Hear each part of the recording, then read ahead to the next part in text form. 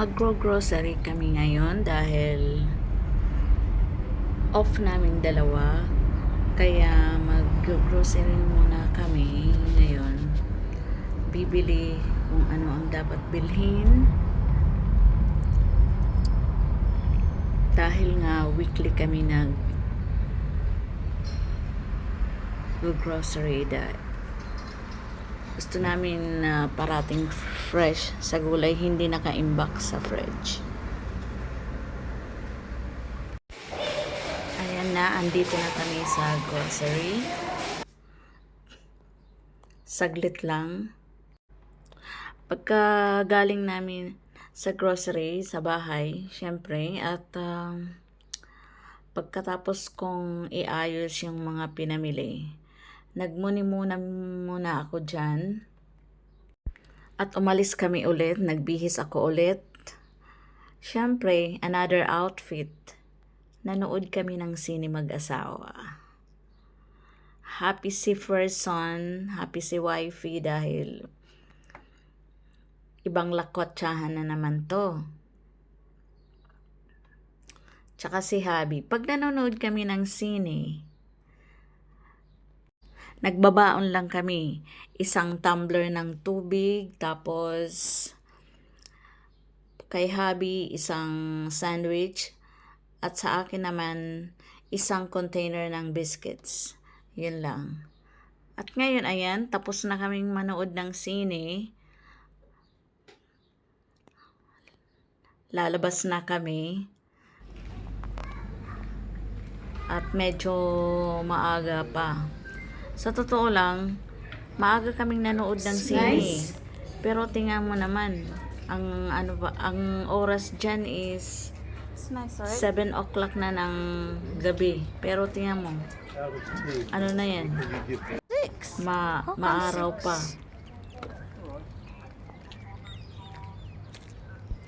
Punta na kami sa parking area kung saan nakapark ang sasakyan namin. At uuwi na kami. She had an Happy kaming dalawa sa pinanood namin. At ang pinanood namin ay maganda siya. Gustong gusto ni Habi. Kung ano naman ang gusto ni Habi, sinusuportahan ko naman siya eh. Kung anong gusto niya, kahit hindi ko gusto, sige na rin. Ganun naman, di ba? Pag mag-asawa kayo, suportahan isa't isa.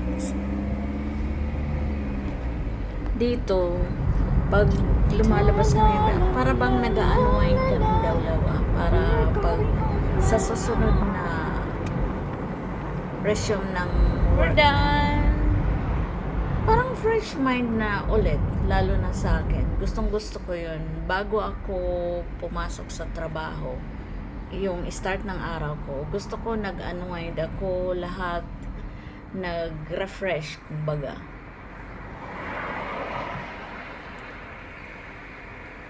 And then, saka naman, parang feeling ko inaantok ako. Inaantok ako dyan eh. Gusto kong matulog. Pero sabi ni Abby, "Are you tired?" Sabi ko, hindi. Hindi ako tired. Sige lang, huwag kang magpahalata. Ayan, dumadaan kami dito sa mga trees na yan. Ang sabi, ano daw to? Dito to kasi sa Napier City. Itong mga trees na to, ma-winter man o summer, andyan pa rin siya. Ang sabi daw nila ay ano yan, Christmas tree. Yan ang sabi nila.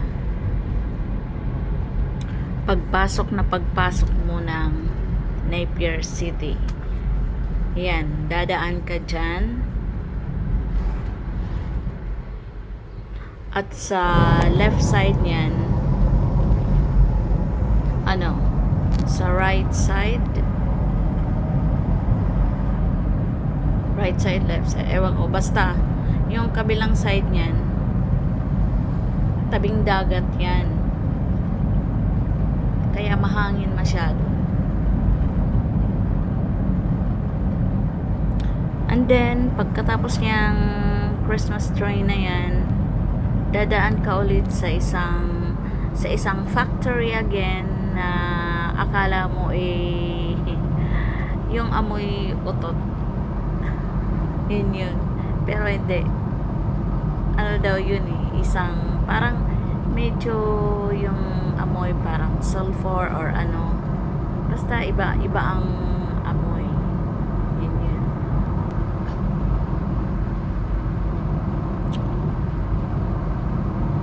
Ang feeling ko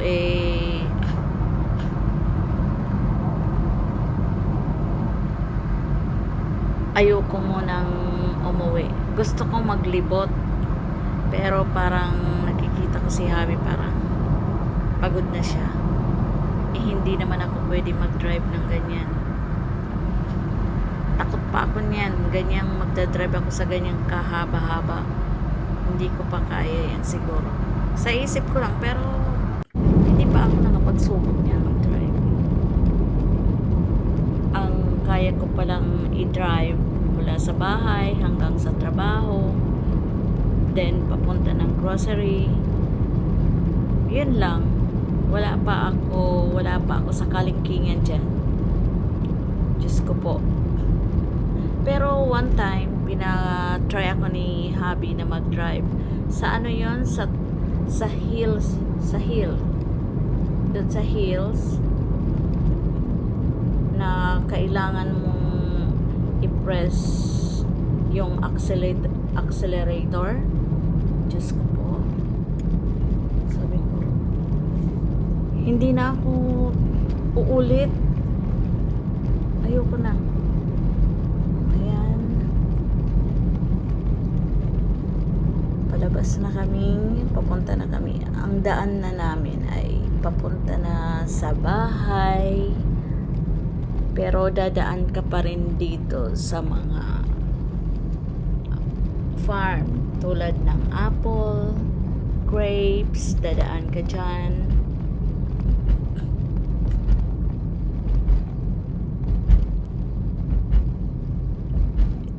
Ito na yung pagkatapos nitong tulay, ayan na. Yan, dadaan ka na dyan sa mga farms. Nakaka-enjoy pag nag-travel kayo mag-asawa. Yan ang moment namin. At first time ko magsuot ng ganyang blusa. Kasi summer nga. Kaya feeling ko nasa Pilipinas ako. Tapos naka-short ako. Asus, Diyos ko, ang matanda. Ganun talaga. Gusto ko, ayoko naman mabalot dahil nga mainit. Diyos ko, ang init-init. Kasi summer nga dito sa New Zealand. Kaya, i-explore natin ang summer. Magsuot tayo yung nababagay sa summer. Diba? Okay, thank you for watching.